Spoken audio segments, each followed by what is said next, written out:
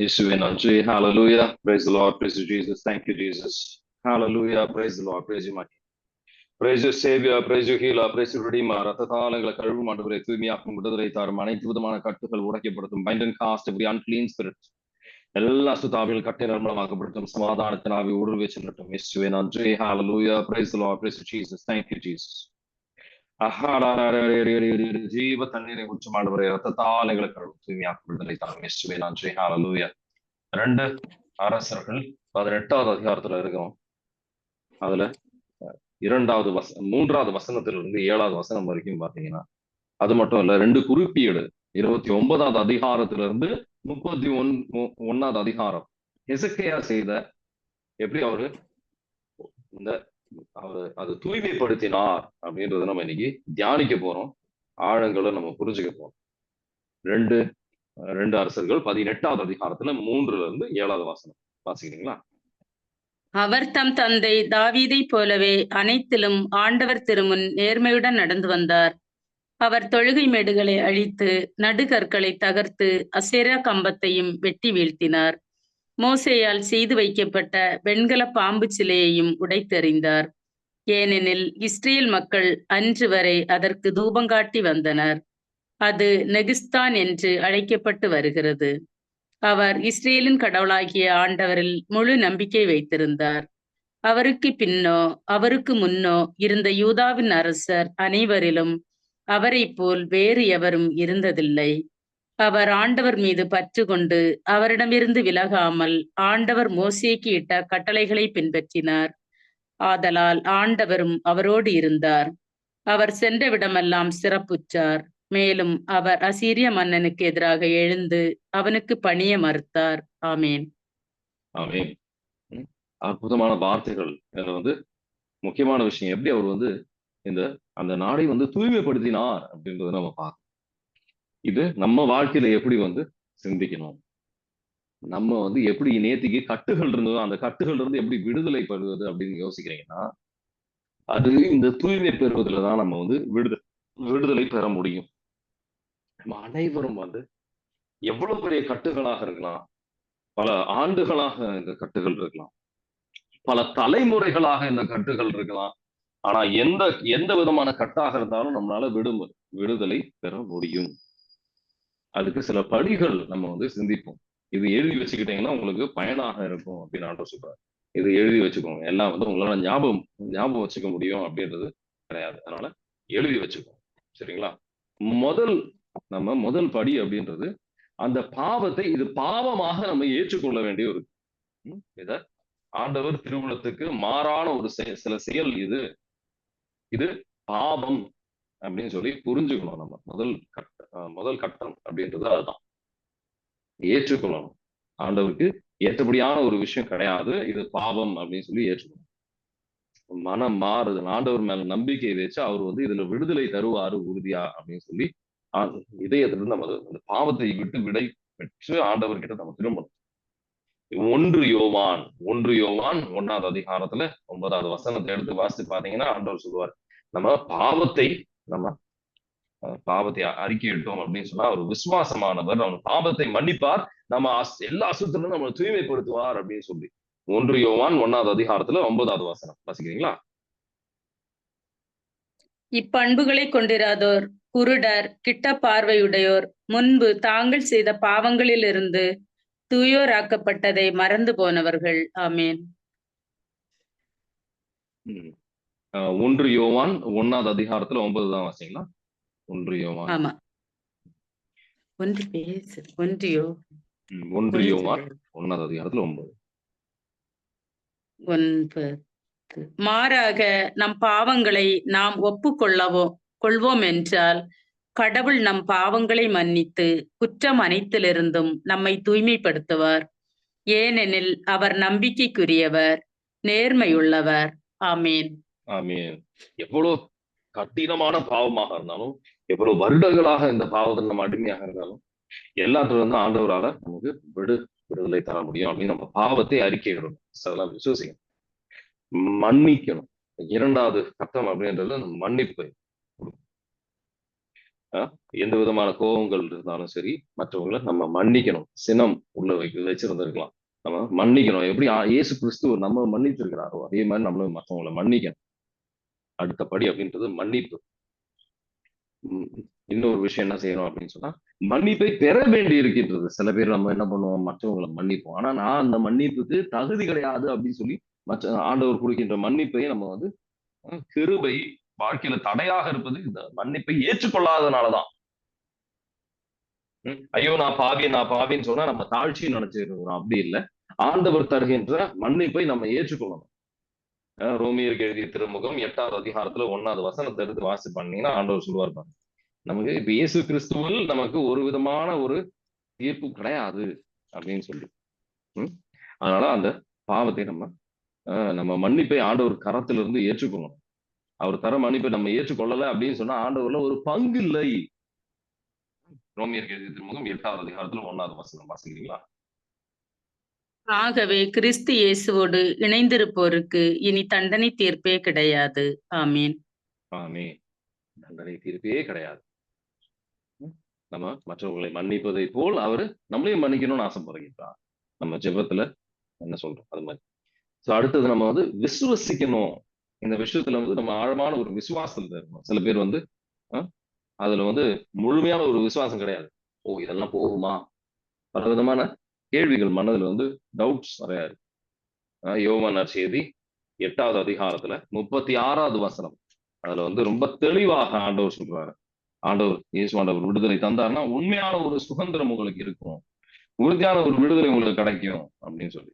யோவான் நற்செய்தி 8வது அதிகாரத்துல 36வது வசனம் நம்ம இது விசுவசிக்கணும். மகன் உங்களுக்கு விடுதலை அளித்தால் நீங்கள் உண்மையிலேயே விடுதலை பெற்றவர்களாய் இருப்பீர்கள். ஆமீன். ஆமீன். அதற்கு அடுத்த ஒரு விஷயம் என்னன்னா அதிகாரம்.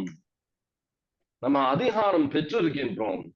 சில பேர் வந்து என்ன சொல்லுவாங்கன்னா, ஐயோ நீங்க பிரதர் நீங்க ஜெபிங்க, ஆனா எனக்கு விடுதலை தரணும், நீங்க ஜெபிக்கணும், அப்பதான் விடுதலை வரும். அப்படி எல்லாம் கிடையாது. இயேசுவின் நாமத்துல நம்ம கடிந்து கொண்டோம், விசுவாசத்தோட நம்ம கடிந்து கொண்டோம் அப்படின்னு சொன்னா நம்மளை விட்டு விலகி செல்லும். ஏன்னா இயேசுவின் நாமத்துல விசுவாசம் இருக்கணும். நம்ம அதுல வந்து எந்த அசுத்தமாக இருந்தாலும் நம்மளை விட்டு விலகி செல்லும். லூக்கா நற்செய்தி 10வது அதிகாரத்துல 17ல இருந்து 20 வரைக்கும் வாசிங்கன்னா இயேசுவின் நாமத்துல எதிர்தானம் அப்படி விலகி செல்லும்.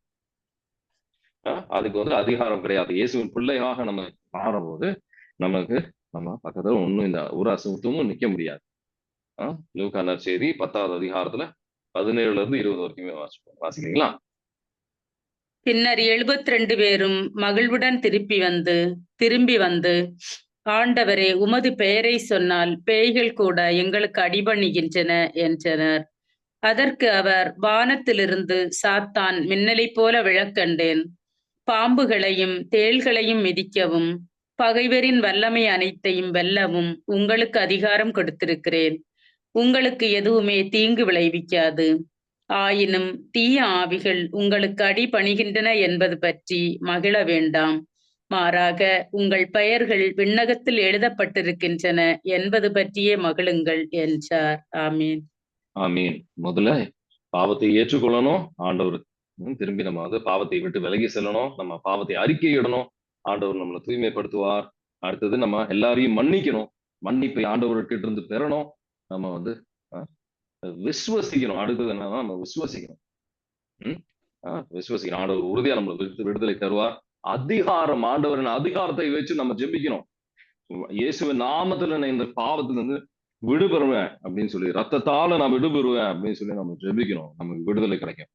அப்ப நான் வந்து மற்றவங்களுக்காக விடுதலை தருவதற்காக ஜெபிக்கும் போது அவங்க கிட்டயும் ஜெபிக்க சொல்லுவேன். என்னால ஜெபிச்சு அவங்களுக்கு விடுதலை தர முடியாதுன்றதுக்காக கிடையாது. அவங்க இனி வந்து அவங்க ஜெபிச்சு அவங்க வாழ்க்கையில இந்த விடுதலைக்காக ஜெபிப்பதற்கு ஒரு அதிகாரம் நம்மளுக்கும் இருக்கு அப்படின்ற ஒரு புரிந்துதலுக்காக. அடுத்த ஒரு விஷயம் நீங்க செய்ய வேண்டியது, இந்த பாவத்தை நான் வெறுக்கின்றேன். நான் வந்து ஐ ரெனவுன்ஸ் தட் சின். இந்த பாவத்தை நான் விட்டு விடுகின்றேன். பாவத்துக்கு நான் கீழ்ப்படிய மாட்டேன், சாத்தானுக்கு நான் இனி கீழ்ப்படிய மாட்டேன் அப்படின்னு சொல்லி நம்ம அறிக்கையிடணும். பாவத்தை விட்டு விடுகின்றேன், பாவத்துக்கு நான் கீழ்ப்படிய மாட்டேன்னு சொல்லி அறிக்கையிடணும். பல நேரத்துல அறிக்கையிடுவது கிடையாது. பல விதமான உடன்படிக்கைக்கு நம்ம வந்திருக்கின்றோம். அது தெரிஞ்சும் தெரியாமலையும் நம்ம இந்த உடன்படிக்கைக்கு வருகின்றோம். நான் இந்த உடன்படிக்கையை செய்யறேன் அப்படின்னு நம்ம செய்யறது கிடையாது. எந்த விதத்துல இந்த உடன்படிக்கை வருதுன்னா, நான் ஒரு எடுத்துக்காட்டுக்காக சொல்றேன். ஐயோ, இந்த பாவத்துல இருந்து நான் இந்த பாவத்துக்கு நான் அடிமை தான்டா, இனிமே இந்த வாழ்க்கையில இதுல இருந்து என்னால விடுபட முடியாது, நான் இந்த பாவத்துக்கு அடிமை தான் அப்படின்ட்டு நம்மளே வந்து சொல்வது வழியாக நம்ம வார்த்தைக்கு ஒரு வல்லமை இருக்கு, ஒரு அதிகாரம் இருக்கு. ஆண்டவரின் பிள்ளைகளாக மட்டும் கிடையாது, ஆண்டவர் பிள்ளைகளாக நமக்கு ஒரு அதிகாரம் இருக்கு. நம்ம சில விஷயம் நான் வந்து கோவக்காரன் தான், எப்பவுமே நான் கோவம் தான் பட போறேன், அது எந்த விதமான ஒரு நம்ம வார்த்தைகள் எல்லாத்துக்குமே ஆமேன் ஆமேன் அப்படின்னு சொல்லி ஏஞ்சல்ஸ் வந்து சொல்லிட்டு இருக்கிறாங்க. அதனால நல்ல வார்த்தைகள் பேசணும் அப்படின்றது மட்டும் இல்ல, சில இந்த தவறான வார்த்தைகள் பேசுவது வழியாக சில உடன்படிக்கைகளுக்கு நம்ம அடிமையா இருக்கோம். அதுக்கெல்லாம் நம்ம விடுதலை பெறணும். நான் இந்த பாவத்தை விட்டு விடுகின்றேன் அப்படின்னு சொல்லி நம்ம அறிக்கையிடணும். நான் ஆண்டவருக்கு கீழ்ப்படியணும். நம்ம வந்து சாத்தானை எதிர்க்கணும். அப்ப அவன் சாத்தான் நம்மளை விட்டு விலகி ஓடிடுவான், நமக்கு அதுல இடமே கிடையாது. யாக்கோபின் நூல் 4வது அதிகாரத்துல 7வது வசனத்தை எடுத்து வாசி பாருங்க. ஆண்டவருக்கு கீழ்ப்படியும் போது, சாத்தானை எதிர்த்து நிற்கும் போது அவன் நம்மளை விட்டு விலகி சென்றிருக்குவான். ஆண்டவரை அணுகி வரும்போது ஆண்டவர் நம்ம அணுகி வருவார். யாக்கோபு 4:7 வாசிக்கிறீங்களா?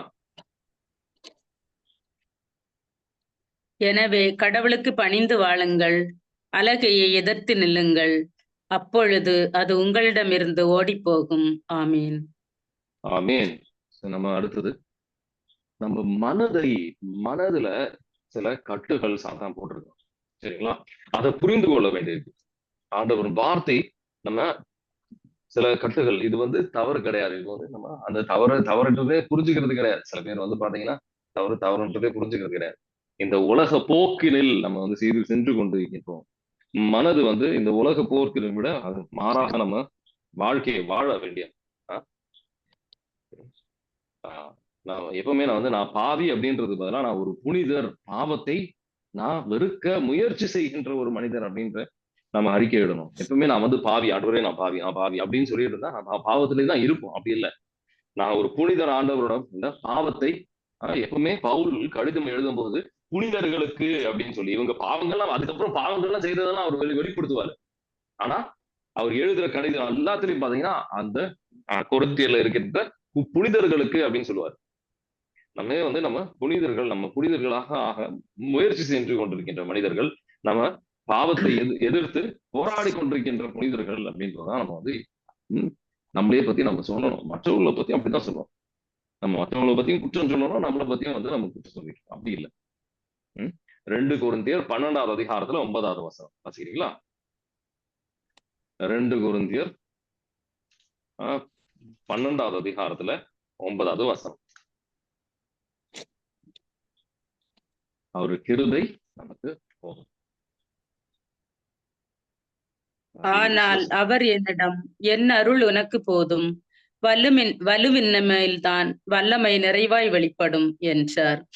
ஆதலால் நான் என் வலுவின்மையை பற்றித்தான் மனமு வந்து பெருமை பாராட்டுவேன். அப்போது கிறிஸ்துவின் வல்லமை என்னுள் தங்கும். ஆமீன். ஆமீன். அதனால எவ்வளவு பாவமா இருக்கும், பாவங்கள் என் வாழ்க்கையில இருந்தாலும் நான் வந்து புனிதத்துக்காக பயன்படுத்த நடந்து கொண்டிருக்கின்றேன். ஆனா நம்ம முக்கியமா நம்ம மனது, சில பேருக்கு வந்து எப்படின்னா, சில பேர் வந்து சில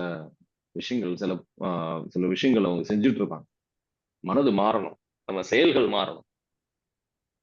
அந்த பாவத்துக்கு ஏதுவான சூழ்நிலையை விட்டு நம்ம விலகி செல்லணும். சில ஃப்ரெண்ட்ஸ் இருப்பாங்க, அவங்க வந்து குடிக்கிறதுக்காக அந்த இடத்துக்கு கூப்பிடுவாங்க. நம்ம அந்த இடத்துக்கு செல்லக்கூடாது. நமக்கு தெரியும் இந்த இடத்துக்கு போனா நமக்கு வந்து பிரச்சனை, நம்ம குடிப்பதற்கு வாய்ப்பு இருக்கு. இல்ல நான் குடிக்க மாட்டேன், அங்க போய் சும்மா உட்காந்துக்கிறேன் அப்படின்னு சொன்னா போனா அது உறுதியா நமக்கு பிரச்சனைகள் வரும். நம்ம அந்த பாவத்துக்கு விழுவதுக்கு வாய்ப்பு. சில டிவியில சில விஷயங்கள் பார்த்தா உங்களுக்கு வந்து பாவத்துக்கு ஒரு வாய்ப்பு இருக்குன்னா நம்ம டிவி போடாம இருப்பதுதான் நல்லது. அதனால அதே மாதிரி நம்ம வந்து பாவத்துக்கு ஏதுவான சூழ்நிலையை விட்டு நம்ம விலகி நிற்கும். ரோமியருக்கு எழுதிய திருமுகம் 12வது அதிகாரத்துல 2வது வசனம், நம்ம சிந்தனை முறைகள், அந்த உலகத்தார்ந்த சிந்தனை விட்டு நம்ம விலகணும் அப்படின்னு ஆண்டவர் அழைக்கிறோம். வாசிக்கிறீங்களா? ரோமியருக்கு எழுதிய திருமுகம் 12:2. இந்த உலகத்தின் போக்கின்படி ஒழுகாதீர்கள், மாறாக உங்கள் உள்ளம் புதுப்பிக்க பெற்று மாற்றமடைவதாக. அப்போது கடவுளின் திருவுளம் எது என தேர்ந்து தெளிவீர்கள். எது நல்லது, எது உகந்தது, எது நிறைவானது என்பதும் உங்களுக்கு தெளிவாக தெரியும். ஆமீன். ஆமீன். அடுத்தது நம்ம சில சில பேருக்கு வந்து இந்த சில பலவிதமான தவறான சிந்தனைகள், சில பேர் இந்த யோகா, சில பரதநாட்டியம், அந்த மாதிரி சில தவறான செயல்கள் வழியாக சில இப்போ குடிக்கிற ஒரு பழக்கமா இருக்கலாம், இல்ல தம் அடிக்கிற பழக்கமா இருக்கலாம், இல்ல டிவிக்கு ஒரு அடிமைத்தனமா இருக்கும். அதெல்லாம் வந்து நம்ம மனதுல வந்து, ஏன்னா அது வழியாக சில பாவங்கள் நம்ம உள்ள வருகின்றது அப்படின்னு தெரிஞ்சுமே அவங்க செய்வாங்க. அது நம்ம வந்து அதை விட்டு விலகி நிக்கணும், மனம் மாறணும். மனதுல வந்து அந்த இது தவறு அப்படின்னு புரிந்து மட்டும் பார்த்தாரு. அந்த மாற்றத்துக்காக அடுத்த படி வந்து ஆழமான ஜெபத்திற்கு வரும்.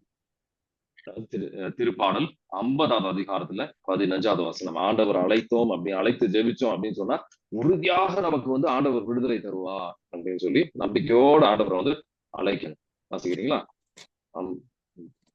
திருப்பாடல் 50:15. துன்ப வேளையில் என்னை கூப்பிடுங்கள், உங்களை காத்திடுவேன், அப்போது நீங்கள் என்னை மேன்மைப்படுத்துவீர்கள். ஆமீன். ஆமீன். ஹல்லேலூயா. நீதிமொழிகள் 3வது அதிகாரத்துல 3-5 இப்ப ஜெபிக்கிறோம். இன்னைக்கு ஜெபிப்போம், ஆனா நாளைக்கு வந்து ஜெபத்துல வந்து ஆண்டவர் புரிஞ்சுக்குவாருன்னு சொல்லி நம்ம ஜெபம் கம்மியாகும். அப்படி இல்லை, அன்றாட நாள் ஜெபத்துக்கு ஒதுக்கி வைக்க வேண்டிய, ஆண்டவர் கொடுக்க வேண்டிய ஒரு நேரத்தை நம்ம கொடுக்கணும். அந்த கன்சிஸ்டன்டான ஆண்டவர் சக்தியை நம்ம இருந்தாதான் நம்மள சாத்தானை எதிர்த்து நிக்க முடியும். நீதிமொழிகள் 3வது அதிகாரத்துல 3-4 ஆண்டவரோட கிருபை நம்ம வாழ்க்கையில இருப்பது. அன்பும் வாய்மையும் உன்னிடம் குன்றாதிருப்பதாக, அவற்றை கழுத்தில் அணிகலனாய் பூண்டுகொள், அப்பொழுது நீ கடவுளுக்கும் மனிதருக்கும் உகந்தவன் ஆவாய், அவர்களது நல்ல எண்ணத்தையும் பெறுவாய். ஆமேன். ஆமேன். அடுத்த ஒரு முக்கியமான விஷயம் இதோட சேர்ந்து, இந்த ஜெபத்தோட சேர்ந்து வந்து நம்ம பாவத்தை விட்டு விடுறோம். ஆனா பாவத்துக்கு ஆப்போசிட்டான இருக்கிற சிந்தனைகள், நல்ல ஒரு செயல்களை வந்து நம்ம கடைபிடிப்பது கிடையாது. இப்ப நமக்கு ஒரு காசு வந்து நம்ம வந்து பேராசை அதிகமா இருக்கு, நம்ம வந்து அதிகமா காசு வரும் அப்படின்ற ஒரு ஆசைகள் அதிகமா இருக்கு அப்படின்னு சொல்லும்போது நம்ம என்ன, அதுக்கு ஆப்போசிட்டான அதோட மருந்து என்ன அப்படின்னு பாத்தீங்கன்னா, நம்ம மற்றவங்களும் உதவி செய்யணும். ஆர்ம்ஸ் கிவிங், மற்றவங்களுக்கு பற்றாக்குறை இருக்கின்றவர்களுக்கு உதவி செய்கின்ற ஒரு மனப்பான்மை அதிகமா இருக்கும். அதை விட்டு அந்த பாவத்துல இருந்து ஒரு விடுதலை நம்ம பெறணும் அப்படின்னு சொன்னா நம்ம மற்றவங்களுக்கு உதவி செய்வது எப்படி அப்படின்னு நம்ம சிந்திக்கணும். ஆனா அது கிடையாது. பல நேரத்துல வந்து ஐயோ இந்த பாவத்தை செய்யக்கூடாதுன்னு தான் இருக்கோமே ஒழிய நம்ம அந்த உதவி செய்கின்ற மனப்பான்மைக்கு நம்ம வருவது கிடையாது.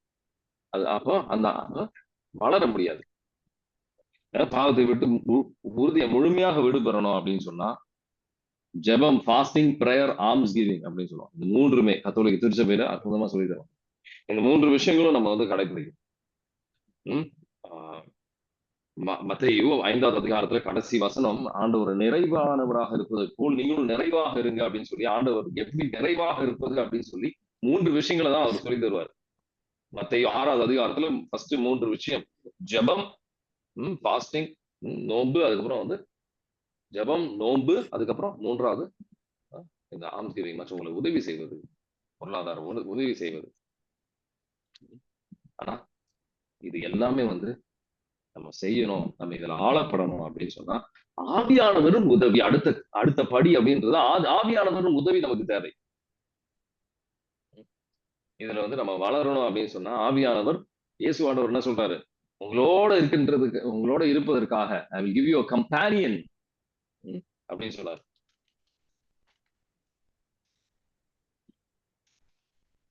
ரொம்ப தெளிவாக அவர் உங்களோட சேர்ந்து இருப்பதற்கு.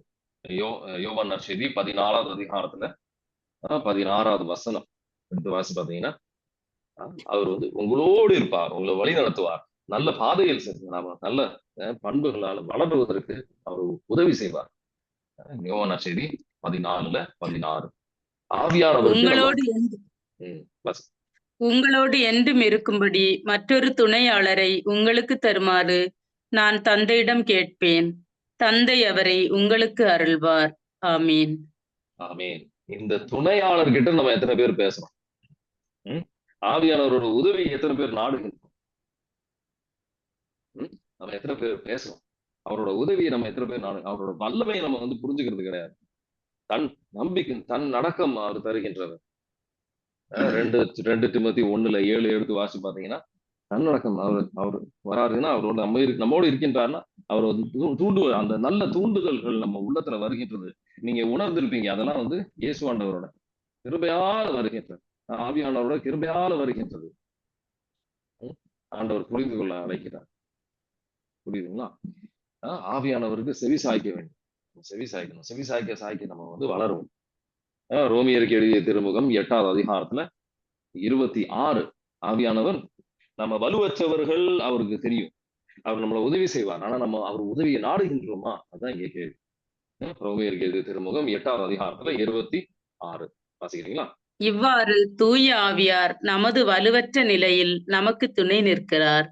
ஏனெனில் எதற்காக எப்படி நாம் இறைவனிடம் வேண்டுவது என்று நமக்கு தெரியாது. தூய ஆவியார் தாமே சொல் வடிவம் பெற முடியாத நம்முடைய பெருமூச்சுகளின் வாயிலாய் நமக்காக பரிந்து பேசுகிறார். ஆமீன். ஆமீன். நம்பிக்கையோட அவரோட ஆற்றலை, சக்தியை நம்ம நாடணும். 2 திமோத்தி 1வது அதிகாரத்துல 7வது வசனம் வாசிக்கிறீங்களா?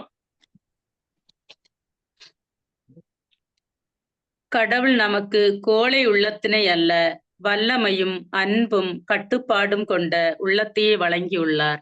ஆமீன். ஆமீன். அப்புறம் அடுத்த ஒரு விஷயம் சமூகம். ஒரு சமூகத்துல இந்த மாதிரி நம்ம ஆண்டவரன் வார்த்தையை பெறுவதும் ஒரு சமூகத்தோட ஜெபிப்பதும் ஒரு முக்கியமான ஒரு விஷயம். பாவத்தை ஏற்றுக்கொண்டு நம்ம அறிக்கையிடும் போது ஆண்டவர் அந்த சமூகத்துல வளரணும் அப்படின்னு சொல்லிதான் சமூகத்தை தான் விட்டுட்டு போனார். அந்த சமூகத்தோட இருக்கும்போது நமக்கு சில உதவிகள் இருக்கும், ஜப உதவிகள். நம்ம இது வளருவதற்கும் உதவியாக ஆன்மீகத்துல வளருவதற்கு இந்த சமூகம் அப்படின்றது ஒரு மிக முக்கியமான விஷயம். சில பேர் சர்ச்சுக்கு போக மாட்டாங்க. சில பேர் மற்றவங்களோட பார்த்து பேசுவது ரொம்ப பழக்கம் ரொம்ப கம்மியா இருக்கும். கூட சேர்ந்து ஜெபிக்கிறது அப்படின்றது ஒரு நல்ல பழக்கம். அதான் நம்ம ஃப்ரைடே எல்லாரும் சேர்ந்து ஜெபிக்கணும். உங்களுக்காக நீங்க ஃப்ரைடே ஜெபிக்கும் போது உங்களுக்காக ஜெபிப்பதற்கு அட்லீஸ்ட் ஒரு 2 பேர் இல்ல என்னோட சேர்ந்து இந்த சில நிறைய மெசேஜஸ் வர்றது என்கிட்ட இருந்து வர கிடையாது. என்னோட சேர்ந்து ஒரு 3 பேர் இல்ல 2 பேர் ஜெபிப்பாங்க. அவங்க தருகின்ற வார்த்தைகள் தான் நீங்க பெற்றுட்டு இருக்கீங்க. நம்ம சமூகமாக ஜெபிக்கும் போதுதான், ஒரு சமூகமாக இருக்கும் போதுதான் ஆண்டவரோட கிருபை அதிகமாக வல்லமையாக கார்பரேட் அனாயிண்டிங்னு சொல்லுவாங்க. சமூக ஜெபம் அப்படின்றது ரொம்ப முக்கியமான ஒரு விஷயம். நம்ம அதாவது சாதாரணமா பார்க்கக்கூடாது. ஆண்டவரோட வல்லமை பல நேரத்துல நம்ம கடைசியா ஆண்டவரோட ஆயுதங்கள், ஆண்டவர் நமக்கு தருகின்ற ஆயுதங்களை நம்ம பயன்படுத்தணும். அதை நம்ம பயன்படுத்தாதனாலதான் நம்ம வளருவது கிடையாது. ஆண்டவரோட வார்த்தை, நம்ம சில வார்த்தைகள் ஆண்டவர் தந்திருக்கின்றார். ஆண்டவர் வார்த்தையை நமக்கு தந்திருக்கின்றார். அந்த வார்த்தையை நம்ம பயன்படுத்த கூடாது. போரிடுவதற்கு இயேசு ஆண்டவர் சாத்தானோட போரிடுவதற்கு எதை பயன்படுத்துறாரு? ஆண்டவரோட வார்த்தையை தான் பயன்படுத்துறாரு. நமக்கு சில தவறான சிந்தனைகள் வரும்போது ஆண்டவரோட அதுக்கு ஏற்றபடியான ஆண்டவரோட வார்த்தையை நமக்கு தெரியாது, முதல்ல தெரியாது. அதை பயன்படுத்துவதற்கு தெரியாது முதல்ல. அதனால நம்ம பயன்படுத்துவதே கிடையாது. பயத்திற்கு வரும்போது அதுக்கான சில வார்த்தைகள் நம்ம புரிஞ்சுக்கணும். பயம் வரும்போது நம்ம சில வார்த்தைகளை தெரிஞ்சுக்கணும். எபிரேயர் 13:5 நான் ஒன்றுக்கும் பயப்பட மாட்டேன், ஆண்டவர் என் கூட இருக்கிறாரு. மாதிரி சில ஒவ்வொரு விஷயத்திற்கும் ஆண்டவர் அவரோட மருந்தை ஆண்டவர் வார்த்தையில அவர் போட்டிருக்கிறார். எத்தனை வாட்டி நம்ம ஆண்டவர் வார்த்தையை அடுக்கி விடுகின்றோம். ஆண்டவர் என்னோடு இருக்கின்றார், நான் ஒன்றுக்கும் பயப்பட மாட்டேன். ஒரு விஷயத்துக்காக சொல்றேன். இந்த மாதிரி ஒரு விஷயத்திற்கும் ஆண்டவர் ஒரு விஷயத்தை தந்திருக்கின்றார். ஆண்டவர் இந்த மத்தேயு 12வது அதிகாரத்துல 44வது வசனத்தை எடுத்து வாசிப்பீங்கன்னா ஆவியானவரோட முக்கியத்துவம் இன்னும் உங்களுக்கு தெளிவாக புரியும். மத்தேயு 12:44 அசுத்த ஆவிகள் எல்லாம் வெளியில போனா மட்டும் பார்த்தாது, ஆவியானவரால நிரப்பப்படணும். ஆவியானவரின் கனிகளை நம்ம அவரோட ஒத்துழைச்சு நம்ம அதை கொடுக்கவும் செய்யணும். சரிங்களா? மத்தேயு 12வது அதிகாரத்துல 44வது வசனம் வாசிக்கிறீங்களா? நான் விட்டு வந்த எனது வீட்டுக்கு திரும்பி போவேன் என சொல்லும். திரும்பி வந்து அவ்வீடு பூட்டி அழகுபடுத்தப்பட்டு யாருமின்றி இருப்பதை காணும். ஆமீன். ஆமீன். ஆனா ஆவியானவர் உள்ள வரவில்லை என்றால் அது வந்து நல்ல விதமா இருந்தா மட்டும் பார்த்தாது, ஆவியானவர் நிரப்புதல் வேணும். அவருக்கு நம்ம கீழ்ப்படியணும், அவருக்கு ஒத்துழைச்சு நமக்கு அணிகளை கொடுக்கணும். இல்ல அப்படின்னு சொன்னா இன்னும் அதோட நிலைமை இன்னும் மோசமாயிடும் தான் ஆண்டவர் சொல்றார். ரொம்ப கவனமா இருக்கணும். அடுத்த அடுத்த ஒரு மிக முக்கியமான விஷயம் அப்படின்றது, ஆண்டவர் நேரத்திற்காக, நம்ம நேற்றுக்கு இந்த வசனத்தை வாசிச்சோம், ஆண்டவர் நேரத்துக்காக நம்ம காத்து நிற்கின்ற மக்களாக இருக்கும். எல்லா விஷயத்திற்கும் உடனடியாக விடுதலை நமக்கு கிடைக்காது. சில விஷயங்களுக்கு இது படிப்படியாக தான் விடுதலை கிடைக்கும். ஏசாயா 40ஆம் அதிகாரத்துல 31வது வசனம், ஆண்டவருக்காக காத்து நிற்கின்றவர்கள் சக்தி பெறுவார்கள் அப்படின்னு போட்டிருக்கு. ஏசாயா 40:31 வாசிக்கிறீங்களா?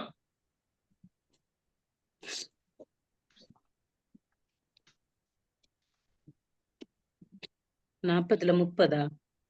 40:31. ஆண்டவர் மேல் நம்பிக்கை வைத்திருப்பவர்களோ புதிய ஆற்றல் பெறுவர். கழுகுகள் போல் இறக்கை விரித்து உயரே செல்வர். அவர்கள் ஓடுவர், களைப்படையார், நடந்து செல்வர், சோர்வடையார். ஆமீன். நம்பிக்கை கொள்வோர் அப்படின்னு போட்டிருக்கு. ஆனா இங்கிலீஷ்ல வந்து wait on those who wait on the lord, ஆண்டவருக்காக காத்து நிற்போர் அவர் சக்தி பெறுவார் அப்படின்னு போட்டு. நம்மளால உயர முடியும், ஆனா காத்து நிற்கணும், அவருக்கு நேரத்திற்காக காத்து நிற்கணும். விஸ்டம் ஆஃப் சாலமன், சாலமன் ஞானம் 12வது அதிகாரத்துல 2வது வசனம் எடுத்து வாசிச்சு பாத்தீங்கன்னா, மெதுவாக ஒன்னொன்னாக கட்டுகள் ஒன்னொன்னாக உடையும். ஆண்டவரின் சாயல வந்து மெதுவாக ஆண்டவர் மாற்றுவார். 3 வருடங்கள் பேதுரு சீடர்களும் வந்து இயேசு ஆண்டவர் இருந்தவொன்னே உடனடியாக அவங்களுக்கு மாற்றம் வரல, படிப்படியாக தான் அவங்களுக்கு மாற்றம் வருது. அதே மாதிரி நம்மளும் வந்து இந்த மாற்றங்கள் பெறுவோம், ஆனா படிப்படியாக. சாத்தானின் அனைத்து கட்டுகள்ல இருந்தும், தலைமுறையின் சாபங்கள் எவ்வளவு இருந்தாலும் சரி, எல்லா கட்டுகள்ல இருந்தும் நம்ம விடுபெறுவோம்.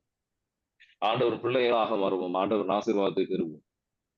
வாசிக்கிறீங்களா? Wisdom of Solomon 12:2.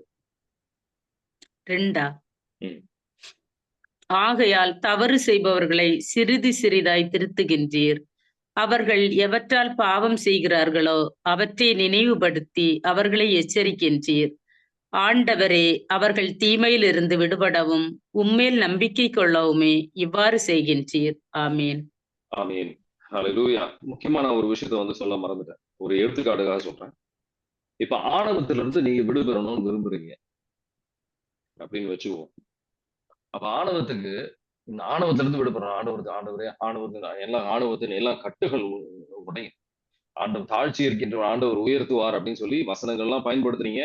நீங்க வந்து இயேசுவின் அதிகாரத்தை வந்து உங்களுக்கு கொடுத்திருக்கின்ற அதிகாரம், பேப்டிசம் வழியா நம்ம ஒவ்வொருத்தரும் அதிகாரம், இந்த அருள் சாதனத்து வழியா நம்ம அதிகாரம் பெற்றிருக்கின்றோம். நம்ம அதிகாரத்தை பயன்படுத்தி நம்ம ஜெபிக்கும் போது விடுதலை நம்ம உறுதியா பெறுவோம். ஆனா அந்த அது ஆணவத்தின் அப்படின்னு சொல்லி மொட்டையா ஜெபிக்காம, அதுல ஒரு அந்த ஆணவம் அப்படின்ற ஒரு பாவத்துல வந்து பல விதமான ஆணவத்தை நம்ம காட்டுவோம். சரிங்களா? அந்த ஒவ்வொரு விஷயமா எடுத்து நம்ம வந்து அதை வந்து இப்போ பெருமை பாராட்டுவதாக இருக்கலாம். அந்த ஒரு விஷயம் நம்ம உள்ளத்துல இருக்கலாம். நான் வந்து பெரிய ஆளு, நான் வந்து நான் இதெல்லாம் சாதிச்சிருக்கிறேன், நான் செஞ்சிருக்கிறேன் அப்படின்னு சொல்லி நம்ம வந்து சொல்ற ஒரு ஒரு ஆளா இருக்கலாம். அதை வந்து நம்ம வந்து ஆண்டவரே என்னை மன்னியும், ரத்தத்தால் என்னை கழுவும், அதை வந்து என்னை விடுதலை தாரும். ஒவ்வொரு விஷயமா ஆணவத்தில் இருக்கின்ற நம்ம வாழ்க்கையில இருக்கிற ஆணவத்தில் இருக்கின்ற எல்லா பிரச்சனைகளும் நம்ம வந்து அறிக்கையிட்டு அதுல இருந்து ஒரு விடுதலை நம்ம கேட்கணும்.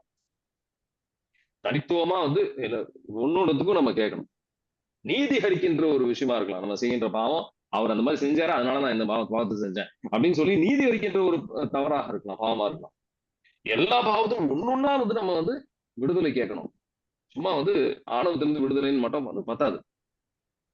அப்பதான் வந்து முழுமையாக நிறைவான ஒரு விடுதலை நம்ம வந்து பெற முடியும். அது மட்டும் கிடையாது, நம்ம பழைய கால நினைவுகள், இந்த பாவத்தினால வந்த நம்ம சில விஷயங்கள் என்ஜாய் பண்ணியிருப்போம். பாவத்துல இருக்கின்ற ஒரு விஷயத்த வந்து நம்ம ருசிச்சிருப்போம். அந்த விஷயங்கள்லாம் வந்து நம்ம ஆண்டவர் ரத்தத்தால கழுவி, ஆண்டவர் நான் வெறுக்கிறேன், நான் வந்து ருசிச்ச காலத்திற்கு நான் மன்னிப்பு கேட்கிறேன். அந்த வேர்கள், அது வந்து நினைவுகள்லாம் அதெல்லாம் வேர்கள் அப்படின்னு சொல்லுவோம். அந்த வேர்கள் நம்ம விட்டு விலகி செல்லணும். ரத்தத்தால கழுவு, நம்ம நினைவுகள் எல்லாம் ரத்தத்தால கழுவ சொல்லி நம்ம ஜெபிக்கணும். அப்ப நம்ம வந்து உறுதியாக அனைத்து விதமான கட்டுகள் நம்மளை விட்டு நீக்கும். ஆண்டவன் நிறைவான பிள்ளைகளாக நம்ம மாறுவோம். ஆண்டவன் பிள்ளைகளாக மாறி இருக்கிறோம் அப்படின்னு சொல்லி நம்ம ஏற்றுக்கணும். இப்ப ஆண்டவரின் பிள்ளை அப்படின்னு சொல்லி, நான் எனக்கு இனி ஒரு தீங்கும் என்ன அணுகாது, ஓ அப்படின்னு சொல்லி நம்ம அறிக்கையிடணும். கடைசியா முக்கியமான விஷயம் அப்படின்றது இதுதான். ம்? எல்லா தீங்குல வந்து நம்ம விடுதலை பெற்று நம்ம இந்த மாதிரி ஜெபிக்கணும். ஆண்டவரின் பிள்ளை அப்படின்னு சொல்லி நம்ம அறிக்கையிடணும். நீ சாத்தானின் ஆதிக்கத்துக்கு நான் வந்து கீழ்ப்படிய மாட்டேன் அப்படின்னு சொல்லி நம்ம அறிக்கையிடும் போது அற்புதங்கள் ஆண்டவர் நம்ம வாழ்க்கையில செய்வார். தூய்மை பெறுதல், தூய்மையில வந்து எது செய்தாலும் ஆண்டவர் தூய்மையில ஆண்டவரை நேரடியா பார்க்கவும் முடியும் நம்மளால. ரத்தத்தான் நம்ம ஜெபிப்போம், ஆண்டவருடைய உள்ளத்தை அர்ப்பணிப்போம். ஆண்டவரே, உண்மையான ஒரு மனமாறுதலுக்கு வர கிருபை எங்களுக்கு தாரும். அனைவரையும் மன்னித்து அவரோட உங்களை மன்னிப்பை ஏற்றுக்கொள்ள ஒரு கிருபை எங்களுக்கு தாரும். உங்க விசுவாசத்துல நீங்க தருகின்ற இந்த பேப்டிசம் அருள் சாதனம் வழியாக நாங்க பெற்றிருக்கின்ற ஒரு அதிகாரத்தை நம்பி எல்லா அசுத்த ஆவியின் எல்லா தீய சக்திகளிலிருந்து விடுதலை பெறுவதற்கான அதிகாரத்தை நீங்க தந்திருக்கின்றீர்கள் அப்படி நம்பிக்கை வைத்து எல்லா பாவத்திலிருந்து விடுதலை பெறுவதற்காக நாங்கள் ஜெபிக்கின்றோம் ஆண்டவரே. எல்லா பாவத்திலிருந்தும் அதோட இருக்கின்ற உடன்படிகளை நான் வந்து நம்ம உடைப்பதற்காக நம்பிக்கையோடு ஜெபிக்கின்றோம். எங்க மனதை புதுமைப்படுத்தும் ஆண்டவரே. அனைத்து விதமான கட்டுகள் மனதில் இருக்கின்ற அனைத்து விதமான கட்டுகள் தூய்மைப்படுத்தும் ஆண்டவரே. எல்லாம் ஆவியானவர்ல வந்து நம்பிக்கை ஆவியானவரோட பயணம் செய்வதற்கான எங்களுக்கு உதவி செய்யும். ஆவியானவர் ஆற்றல் எங்களுக்கு உள்ளதுக்கு தாரமானவர். அவரோட வல்லமையால எங்களை நிரப்பமானவர். நல்ல சமூக நல்ல நண்பர்களை, நல்ல சகோதரர்களை எங்களுக்கு தாரமானவர். விஸ்வநாட்சி ஆண்டவர் வார்த்தையோட போரிட, சாத்தானோட போரிட எங்களுக்கு கிருபை எங்களுக்கு தாரமானவர். ஆண்டவர் நேரத்திற்காக காத்திருக்கின்ற மக்களாக எங்களை மாற்றும். இயேசுவே நன்றி. Hallelujah. Praise the Lord. Praise my king. Praise the saviour. Praise you healer. Praise you redeem. அனைத்து விதமான கட்டுகள் உடைக்கப்படுத்தும் ஆண்டவரே. சாத்தானின் கட்டுகள் bind and cast every unclean spirit, Father, in the mighty name of Jesus we pray. Amen. God bless you and have a nice day.